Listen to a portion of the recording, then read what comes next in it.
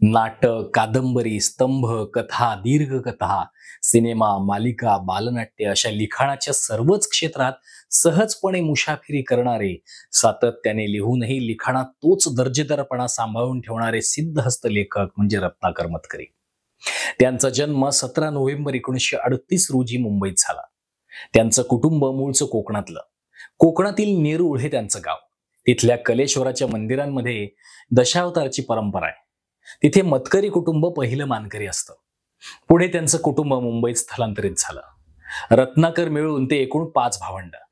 रत्नाकर यांचे वडील अतिशय सुशिक्षित होते. मराठी बरोबरच गणित, संस्कृत आणि इंग्रजी या विषयांचाही त्यांचा गाढा अभ्यास होता. अनेक पुस्तकांसाठी ते लेखकांना मोलाच्या सूचना देत असायचे. शिवाय काही पुस्तकांचं त्यांनी संपादन आणि भाषांतरही केलं होतं. तसे पेशाने ते वकील होते. पण या व्यवसायात आपल्याला अनेकदा खोटं बोलावं लागेल याची जाण होताच त्यांनी वकिली बंद केली आणि शिक्षकी पेशा पत्करला. त्यांच्या आईचं शिक्षण तसं बेताचं झालं होतं. त्या घर सांभाळायच्या. वडिलांच्या सगळ्या व्यापामध्ये त्यांच्या आईचा कायमच पाठिंबा असायचा. वडिलांच्या या सगळ्या पार्श्वभूमीमुळे रत्नाकर यांचा लहानपणापासूनच पुस्तकं, साहित्य, नाटक यांच्याशी फार जवळून संबंध आला. शाळेत जायच्या आधीपासूनच ते लिहायला आणि वाचायला शिकले होते. त्यामुळेच बालवाङ्मय वाचण्याच्या वयात त्यांनी अनेक नाटकं वाचून काढली. मुंबईच्या रॉबर्ट हायस्कूल आणि रामवन हायस्कूल इथे त्यांचं प्राथमिक आणि माध्यमिक शिक्षण झालं. मतकरी हे सुरुवातीपासूनच शाळेत हुशार असल्याने त्यांना नाटक वगैरे गोष्टींकडे घरची मंडळी फिरकू द्यायची नाही. पण त्यांच्या मनात मात्र नाटकाविषयीचं प्रचंड आकर्षण होतं. शालेय वयात असताना मुंबई मराठी संग्रहालयातून त्यांचे वडील मतकरींना पुस्तकं घ्यायला लावायचे आणि बहुतेक वेळा मतकरी नाटकाचीच पुस्तकं घ्यायचे. तेव्हा वडील त्यांना त्या नाटकासंदर्भातल्या अनेक गोष्टी सांगायचे. त्यामुळे नाटकाबद्दलचं आकर्षण त्यांच्यात आणखीनच रुजत गेलं. प्रचंड वाचन असल्याने आणि नाटकांची अनेक पुस्तकं वाचून फस्त केल्याने त्यांना नाटक कसं लिहायचं याचं तंत्र उमगलं होतं. शाळेत त्यांना एकदा कालिदासाची गोष्ट शिकवली गेली होती. यावरून त्यांनी वहीची 40 पानं भरतील इतकं मोठं नाटक लिहिलं होतं. त्यावेळी त्यांचं वय केवळ 7 वर्ष होतं.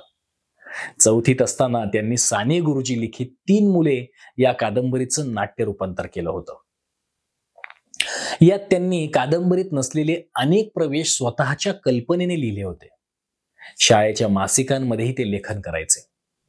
शाळेत असतानाच त्यांनी रवींद्रनाथ टागोर यांच्या लिव्हिंग ऑर डेड या कथेचं भाषांतर केलं होतं.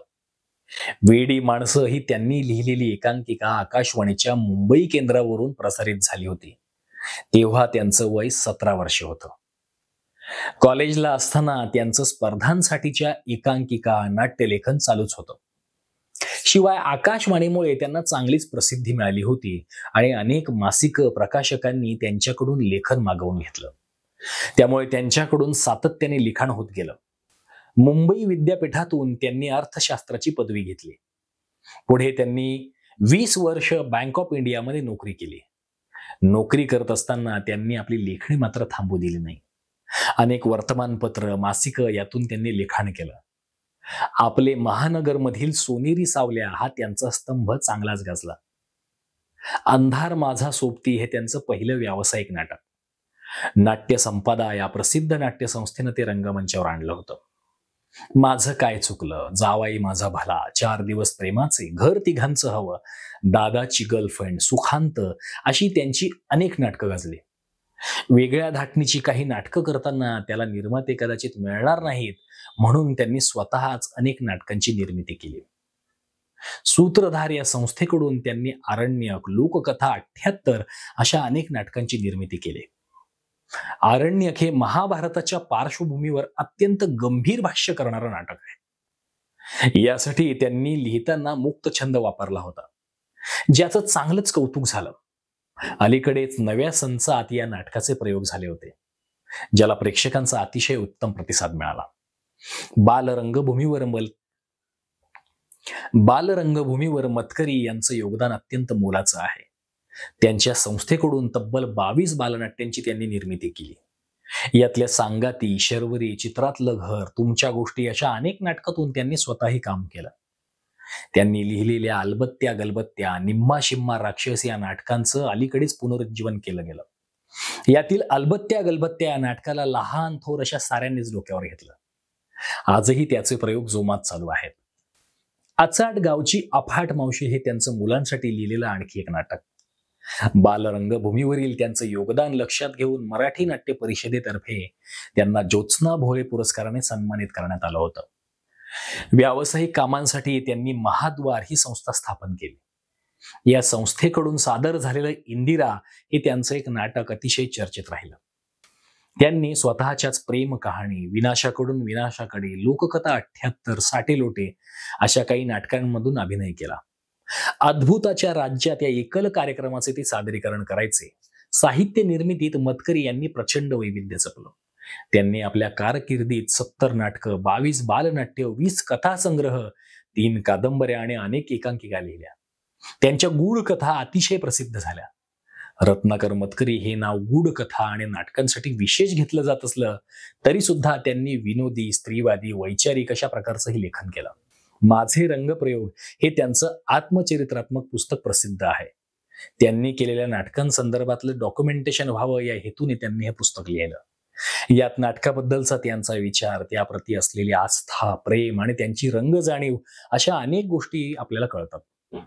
अरुंधती रॉय यांच्या ग्रेटर कॉमन गुड या लेखांचं त्यांनी मराठीत भाषांतर केलं आणि तुम्ही तिथे असायला हवे होते या नावाने अनेक ठिकाणी या लेखांचं त्यांनी अभिवाचनही केलं. इन्व्हेस्टमेंट हा त्यांनी लेखन आणि दिग्दर्शित केलेला मराठी सिनेमा. 2003 मध्ये त्यांची याच नावाची कादंबरी प्रकाशित झाली होती.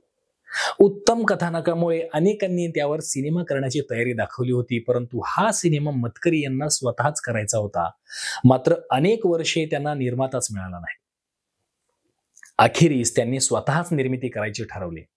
पुढे त्यांना आणखी काही सहनिर्माते मिळाले आणि 2013 मध्ये हा सिनेमा प्रदर्शित झाला.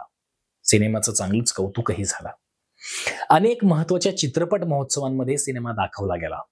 शिवाय या सिनेमाला सर्वोत्कृष्ट मराठी चित्रपटाचा राष्ट्रीय पुरस्कार मिळाला. भाई, व्यक्ती की वल्ले या पुलंच्या जीवनावरील सिनेमाच्या उत्तरार्धासाठी त्यांनी संवाद लेखन केलं.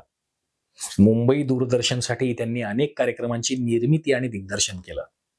शरदाचे चांदणे या कार्यक्रमात त्यांनी अनेक मान्यवर लेखकांच्या मुलाखती घेतल्या. इथेच त्यांनी गजरा या प्रसिद्ध कार्यक्रमाचे 25 भागही केले. गहिरे पाणी, अश्वमेध, बेरीज वजाबाकी या त्यांच्या काही मालिका. ऑल इंडिया रेडिओच्या सल्लागार कमिटीतही ते होते आणि सेन्सॉर बोर्डाच्या सदस्यपदीही त्यांची निवड झाली होती. चित्रकलेत त्यांना विशेष रस होता. त्यामुळे काही वेळा ते नाटकातल्या सेटची कामही करायचे.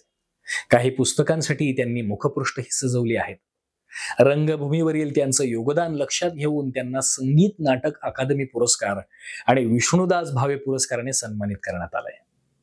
महाराष्ट्र शासनाचा सांस्कृतिक पुरस्कार, दूरदर्शनचा साहित्य पुरस्कार, नाट्य दर्पण पुरस्कार, देवल पुरस्कार, गंगाधर गाडगीळ पुरस्कार, नाट्यवृत्ती पुरस्कार, वि.वा. शिरवाडकर पुरस्कार असे इतरही अनेक पुरस्कार त्यांना प्राप्त झाले. उत्तम नाट्य लेखनासाठी त्यांना अत्रे फाउंडेशनचा पुरस्कार तसंच महाराष्ट्र शासनाचाही पुरस्कार लाभला आहे.